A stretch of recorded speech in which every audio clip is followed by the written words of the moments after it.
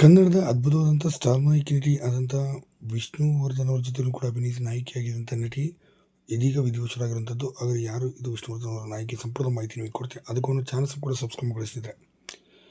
ಇನ್ನು ಕನ್ನಡ ಸಿನಿಮಾ ರಂಗ ಈಗಾಗಲೇ ಸೋತು ಸುಣ್ಣವಾಗಿರುವಂಥದ್ದು ನಿಮಗೆಲ್ಲ ಗೊತ್ತಿರುವಂಥದ್ದು. ಈಗಾಗಲೇ ಕನ್ನಡ ಸಿನಿಮಾ ರಂಗ ಭಾಳ ಕೆಳಮಟ್ಟಕ್ಕೆ ಹೋಗಿ ನಿಂತುಬಿಟ್ಟಿದೆ ಅಂತ ಸಹ ಹೇಳ್ಬೋದು. ಇದೇ ಸಂದರ್ಭದಲ್ಲಿ ಸಾವು ನೋವುಗಳು, ನಟ ನಟಿಯರ ಸಾವುಗಳಿಂದಾಗೂ ಕೂಡ ಇನ್ನಷ್ಟು ಕುಗ್ಗಿ ಹೋಗಿರುವಂಥದ್ದು.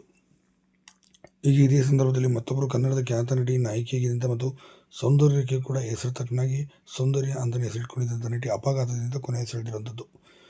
ಹೌದು, ಸದ್ಯ ಬೆಳಗ್ಗೆ 8 ಗಂಟೆ ಸುಮಾರಿನಲ್ಲಿ ಅವರ ಅಣ್ಣನ ಜೊತೆ ಸೌಂದರ್ಯ ಅವರು ಹೆಲಿಕಾಪ್ಟರ್ನಲ್ಲಿ ಹೊರಟಿದ್ದರು. ಆಂಧ್ರಗೆ ಎಲೆಕ್ಷನ್ ನಿಮಿತ್ತವಾಗಿ ಅಲ್ಲಿಗೆ ಹೋಗಿದ್ರು, ಒಂದು ಪ್ರಚಾರದ ವಿಚಾರವಾಗಿ.